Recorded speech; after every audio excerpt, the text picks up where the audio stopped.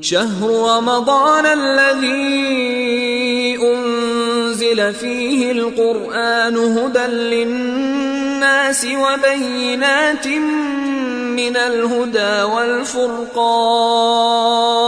اعوذ باللہ من الشیطان اللعین الرجیم بسم اللہ الرحمن الرحیم الحمد للہ وکفا وسلام علی عبادہ الذین اصطفیٰ محمد وعطرتہ الطاہرہ اما بعد۔ مسلسل جو گفتگو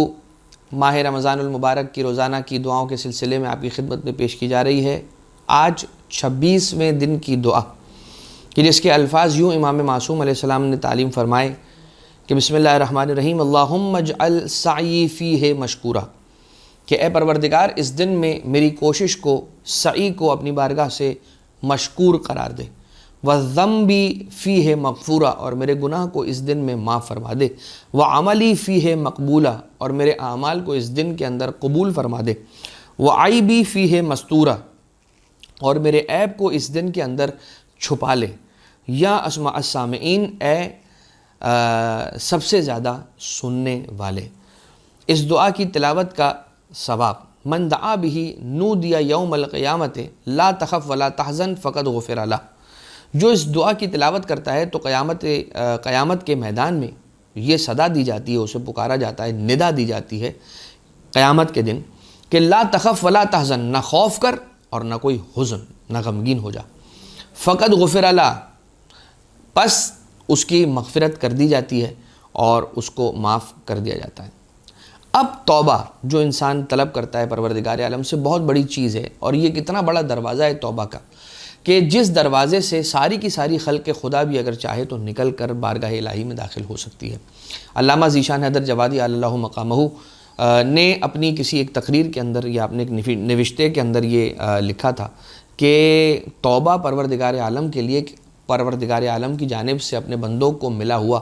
ایک ایسا دروازہ ہے کہ جو دروازہ اتنا چوڑا، اتنا بڑا اور اتنا لمبا ہے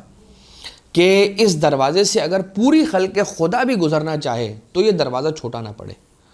یعنی کہ توبہ ایک ایسی چیز ہے کہ جس چیز کے بعد، توبہ کے آنے کے بعد انسان کو نا امید نہیں ہونا ہے رحمت الہیہ سے، اس لیے کہ نا امیدی ایک کفر ہے، اور کفر ایسا کفر ہے کہ گناہ کبیرہ کی جو لسٹ ہے اور فہرست ہے اس کے اندر شرک کے بعد جو سب سے بڑا گناہ ہے وہ یہی ہے کہ الیاس من روح اللہ، اللہ کی رحمت سے نا امید ہو جانا۔ معاویہ ابن عمار نے امام جعفر صادق علیہ السلام سے نقل کیا کہ امام علیہ السلام سے نقل کیا اذا تاب العبد المؤمن توبۃ نصوحا، کہ مولا ارشاد فرماتے ہیں کہ اگر کوئی عبد مومن کی بات ہو رہی ہے، توبہ نصوحہ کرے، ایک ایسی توبہ کرے کہ جو نصیحت آمیز ہو، یعنی کہ اب آئندہ دوبارہ گناہ نہ کرنے کا مصمم ارادہ ہو، احبہ اللہ فستر علیہ فی الدنیا والآخرہ، تو پروردگار عالم اس سے محبت رکھتا ہے، اسے پسند کرتا ہے اور اس کی پردہ پوشی کرتا ہے دنیا میں بھی اور آخرت میں بھی۔ جو شخص اللہ کا تائب بندہ، العبد التائب، پروردگار عالم کی بارگاہ میں توبہ کرنے والا مومن شخص وہ ہے کہ جو توبہ نصوحہ اگر کر لے تو اللہ اسے محبت رکھتا ہے اور اس کو اپنی چادر میں جگہ عنایت فرماتا ہے، اسے پناہ دے دیتا ہے، فی الدنیا والآخرہ، دنیا میں بھی اور آخرت میں بھی۔ راوی مزید یہ کہتا ہے کہ میں نے پوچھا کہ کیسے پردہ ڈالتا ہے پروردگار عالم اپنے بندوں کے گناہوں اور لغزشوں پر، تو امام علیہ السلام نے ارشاد فرمایا کہ پہلے اللہ دو فرشتوں کے جن کے نام رقیب اور عتیدان ہیں، ان کو کہتا ہے کہ اس کے گناہوں کو فراموش کر دو، بھول جاؤ، ان کے گناہوں کو فراموش کر دو، معاف کر دو، بھول جاؤ۔ اس کے بعد اعضاء و جوارح سے کہتا ہے، اسی بندے کے گناہ کرنے والے گناہگار بندے کے اعضاء و جوارح سے پروردگار عالم کہتا ہے کہ تم بھی بھلا دو کہ اس نے کوئی گناہ ایسا کیا تھا۔ اس کے بعد زمین سے کہتا ہے کہ جو کچھ تجھ پر گناہ انجام پائے ہیں ان کو بھی تو بھول جا اور فراموش کر دے، معاف کر دے، بھول جا۔ اس طرح جب وہ قیامت کے میدان میں اللہ سے ملاقات کے لیے حاضر ہوگا تو کوئی گناہ بھی اس کی گردن پر نہ ہوگا، اور معاملہ یہ ہے کہ انسان جب دیکھتا ہے کاؤنٹر کے اندر 0 تو یہ کہتا ہے کہ بھائی اس کے تو کوئی گناہ ہی نہیں ہے، لیکن اگر کاؤنٹر میں دیکھتا ہے 1-2 گناہ ہیں تو وہ یہ سوچتا ہے کہ بھائی یہ کوئی پارسا تو ہے نہیں، یہ بھی تو گنہگار ہے۔ تو انسان، یہ ثواب الاعمال کی روایت ہے کہ جس کے اندر یہ کہا گیا کہ انسان کے گناہ پروردگار عالم معاف کر دیتا ہے، اور اس طرح سے معاف کرتا ہے کہ ملائکہ کو کہتا ہے کہ بھول جاؤ، چھوڑ دو، اس گناہ کو معاف کر دو۔ پھر اعضاء و جوارح بندے خدا سے کہتا ہے خدا پروردگار عالم کہ بھائی اس کے گناہوں کو معاف کر دو۔ زمین کو خطاب کر کے اللہ کہتا ہے کہ اے زمین، جو تیری پشت پر گناہ ہوئے ہیں ان کو معاف کر دے۔ انسان کو کیا کرنا چاہیے؟ انسان کو اپنے گناہوں کو لے کر یہ کرنا چاہیے کہ انسان کو اپنے گناہ یاد کرنے چاہیے، بار بار، اور بارگاہ الہیہ کے اندر اقرار کرنا چاہیے، اس لیے کہ کوئی گناہ اس وقت تک معاف نہیں ہوتا جب تک انسان اقرار نہ کر لے اس گناہ کا۔ دوسروں کے عیبوں پر نظر ڈالنے سے بہتر ہے انسان اپنے عیبوں اور اپنے عیوب کو تلاش کرے اور دیکھے، اپنے گریبان میں جھانکے، اس لیے کہ دوسروں کے عیبوں کو دیکھنا آسان ہے اور دوسرے کے عیبوں کو معاف کرنا یہ بہت مشکل کام ہے۔ انسان دیکھتا ہے میرے دوست میں فلاں عیب ہے، آپ دوست ہیں،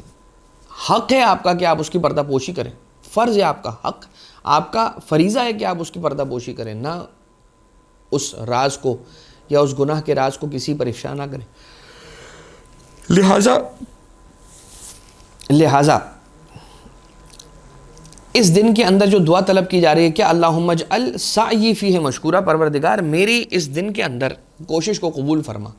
اور صرف اس دن کی کوشش نہیں ہے، اب جیسے جیسے ماہ رمضان کے اواخر آتے جا رہے ہیں ویسے ویسے انسان اس بارے میں فکر مند ہوتا نظر آ رہا ہے کہ پروردگار جو میں نے عبادتیں انجام دی ہیں اور جو میں نے روزے رکھے ہیں، پروردگار ان کا اجر مجھے احسن طریقے سے تیری بارگاہ سے عطا ہو جائے۔ وَذَنْبِي فِيهِ مَغْفُورًا، اور اے خدا میرے گناہوں کو معاف کر دے، اس لیے کہ جب تک میری نامہ اعمال میں گناہوں کا بوجھ ہوگا میری پرواز تیری بارگاہ میں نہیں ہو پائے گی۔ وَعَمَلِي فِيهِ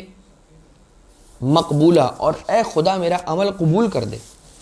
تو عمل کے قبول ہونے کی شرط کیا ہے؟ مودت اہل بیت اطہار علیہ السلام۔